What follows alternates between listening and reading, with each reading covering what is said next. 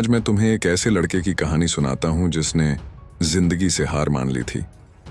नाम था उसका आर्यन। 22 साल का, दिल्ली के एक छोटे से मोहल्ले में रहता था। आर्यन का बचपन से ही एक सपना था। वो एक बड़ा फोटोग्राफर बनना चाहता था। उसके पास एक पुराना सा कैमरा था जो उसके पापा ने द्वितीय हाथ से खरीदा था। आर्यन उस कैमरे से तस्वीरें खींचता रहता, लेकिन घर में सबको लगता कि ये सब बकवास है। आर्यन, फोटो खींचने से पेट नहीं भरता, कोई ढंग का काम ढूंढ। उसकी मम्मी रोज कहती, बेटा इन सब चक्करों में मत पड़, किसी कंपनी में जॉब कर ले। पापा भी यही कहते। धीरे धीरे आर्यन का भी यकीन उठने लगा। उसने सोचा, शायद सब सही कहते हैं, फोटोग्राफी से क्या होगा। एक दिन वो अपने कैमरे को अलमारी में बंद करके निकला इंटरव्यू देने। दिन भर इधर उधर भटकता रहा, लेकिन कहीं काम नहीं मिला। शाम को जब घर लौट रहा था तो दिल बुरी तरह टूटा हुआ था। रास्ते में एक छोटा सा मंदिर था। वहां एक बुजुर्ग आदमी बैठा था, सफेद दाढ़ी, साधारण कपड़े, लेकिन आंखों में अजीब सी शांति थी। आर्यन को देखकर वो मुस्कुराया। क्या बात है बेटा, बड़े परेशान लग रहे हो। आर्यन रुक गया। पता नहीं क्यों उसे लगा जैसे इस अजनबी से अपनी सारी बात कह दे। काका जी, मैं बहुत कंफ्यूज हूं। मेरा एक शौक है फोटोग्राफी का, लेकिन सबको लगता है कि यह बेकार है। आज जॉब ढूंढने निकला था, वो भी नहीं मिली। बुजुर्ग ने उसे अपने बगल में बिठाया। आर्यन, आर्यन है ना नाम तुम्हारा? आर्यन चौंक गया। हाँ, लेकिन आपको कैसे पता? करे यार, तुम्हारे चेहरे पर लिखा है। तुम एक योद्धा हो लेकिन खुद को भूल गए हो। बुजुर्ग ने हंसते हुए कहा। अच्छा ये बताओ, जब तुम फोटो खींचते हो तो कैसा लगता है? काका जी, जैसे मैं जिंदा हो जाता हूं। जब मैं कैमरे से देखता हूं दुनिया को तो लगता है कि हर चीज में एक कहानी छुपी है। तो फिर इसे छोड़ क्यों रहे हो? क्योंकि इससे पैसा नहीं मिलता ना? बुजुर्ग हंसे। अरे पगले, तू ये क्यों सोचता है कि शौक और पैसा दो अलग चीजें हैं? मैं तुम्हें एक राज बताता हूं। आर्यन उत्सुकता से देखने लगा। देख बेटा, दुनिया में सबसे ज्यादा पैसा वो लोग कमाते हैं जो अपना शौक करते हैं, लेकिन शर्त यह है कि तुम्हें सिर्फ अपने लिए नहीं, दूसरों के लिए भी करना पड़ेगा। मतलब ये कि तुम्हारी फोटोग्राफी से दूसरों की जिंदगी में खुशी आनी चाहिए, समझे? आर्यन को कुछ समझ नहीं आया, लेकिन दिल में एक अजीब सी हिम्मत आई। अगले दिन सुबह आर्यन ने अपना कैमरा निकाला, लेकिन इस बार वो सिर्फ मजे के लिए फोटो नहीं खींचने वाला था। मोहल्ले में एक छोटी बच्ची थी, रिया। उसका जन्मदिन था, लेकिन घर की हालत अच्छी नहीं थी।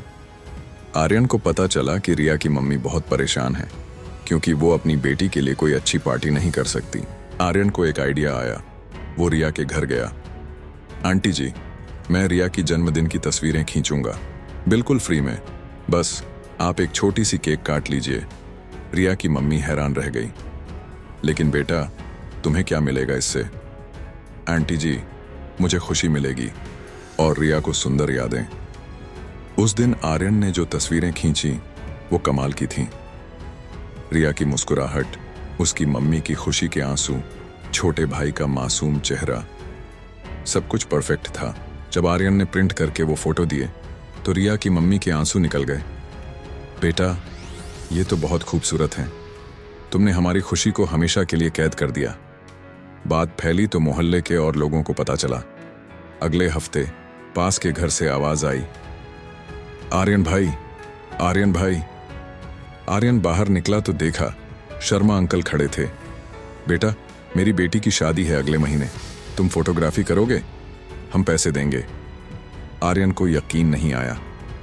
अंकल, लेकिन मैं तो प्रोफेशनल नहीं हूं। अरे यार, रिया की मम्मी ने तेरी फोटो दिखाई।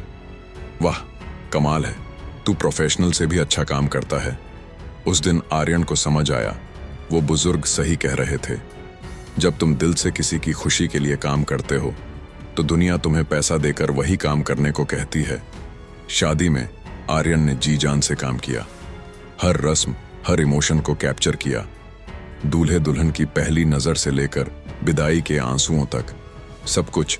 शादी के 3 दिन बाद शर्मा अंकल फोटो लेकर आए, साथ में 15,000 रुपए भी। आर्यन बेटा, ये फोटो इतनी खूबसूरत हैं कि हमारी बेटी ने कहा कि उसने अपनी जिंदगी की सबसे अच्छी यादें पाली। आर्यन की आंखों में आंसू आ गए। पहली बार उसे अपनी मेहनत के पैसे मिले थे, लेकिन कहानी यहीं खत्म नहीं होती। 2 महीने बाद आर्यन को एक कॉल आया। हेलो, क्या आप आर्यन हैं? मैं सुनीता बोल रही हूँ। मेरी दीदी की शादी आपने कवर की थी। मुझे भी अपनी एंगेजमेंट के लिए आपकी ज़रूरत है। धीरे धीरे आर्यन के काम की चर्चा फैलती गई। व्हाट्सएप ग्रुप्स में उसकी फ़ोटो शेयर होने लगी। लोग कहने लगे, आर्यन भाई से फ़ोटो खिंचवाओ यार, बहुत अच्छा काम करता है। 6 महीने में आर्यन के पास इतना काम था कि वो अकेले नहीं कर सकता था। उसने अपने एक दोस्त को साथ लिया। 1 साल बाद जब आर्यन उसी मंदिर के पास से गुजर रहा था, तो वो बुजुर्ग फिर दिखे। लेकिन इस बार आर्यन की हालत अलग थी। अच्छे कपड़े, नया कैमरा, चेहरे पर खुशी। काका जी, आर्यन दौड़ कर गया। अरे वाह, आर्यन योद्धा, कैसे हो बेटा? काका जी, आपकी वो बात सच निकली। मैं आज एक फोटोग्राफर हूँ, अपनी टीम है, अच्छा पैसा है, लेकिन सबसे बड़ी बात, मैं खुश हूँ। बुजुर्ग मुस्कुराए। अच्छा ये बताओ, अब क्या करने का मन है? काका जी, मैं सोच रहा हूँ कि गरीब बच्चों की फ्री फोटोग्राफी करूँ, जैसे रिया के लिए की थी। बहुत से लोग हैं जो अपनी खुशी को कैमरे में कैद नहीं कर पाते। वाह बेटा, अब तुम सच में सफल हो गए हो। क्यों काका जी? क्योंकि अब तुम सिर्फ अपने लिए नहीं, दूसरों के लिए भी सोचने लगे हो। यही तो असली कामयाबी है। आज आर्यन की एक छोटी सी कंपनी है, मोमेंट्स फॉरएवर। वो शादी ब्याह से लेकर कॉरपोरेट इवेंट्स तक सब कुछ कवर करता है। लेकिन हर महीने वो एक दिन गरीब बच्चों के लिए फ्री फोटो शूट भी करता है। उसके ऑफिस में एक बोर्ड लटका है, सपने वो नहीं जो तुम सोते वक्त देखते हो, सपने वो हैं जो तुम्हें सोने नहीं देते। आर्यन अक्सर अपनी टीम से कहता है, यार, हमारा काम सिर्फ फोटो खींचना नहीं है, हमारा काम है खुशियों को हमेशा के लिए सहेजना। जब कोई 20 साल बाद हमारी खींची तस्वीर देखकर मुस्कुराए, तभी हमारा काम सफल है। और सच कहूं तो यही सफलता का असली मतलब है। पैसा तो बाई प्रोडक्ट है। अगर तुम सच्चे दिल से लोगों की जिंदगी में खुशी लाने की कोशिश करोगे, तो पैसा अपने आप चला आएगा। आर्यन की कहानी हम सबको ये सिखाती है कि कभी भी अपने सपनों को मत छोड़ना। हाँ, थोड़ा अलग तरीके से सोचना पड़ सकता है, अपने शौक को दूसरों की खुशी से जोड़ना पड़ सकता है, लेकिन जब तुम ऐसा करोगे तो तुम्हें एहसास होगा कि तुम सिर्फ पैसा नहीं कमा रहे, बल्कि एक खूबसूरत जिंदगी जी रहे हो। क्या तुम भी अपने सपने को अपनी जिंदगी बनाना चाहते हो? तो बस एक काम करना, अपने शौक से किसी और की जिंदगी में खुशी लाने की कोशिश करना। देखना कैसे पूरी दुनिया तुम्हारा साथ देने लगेगी।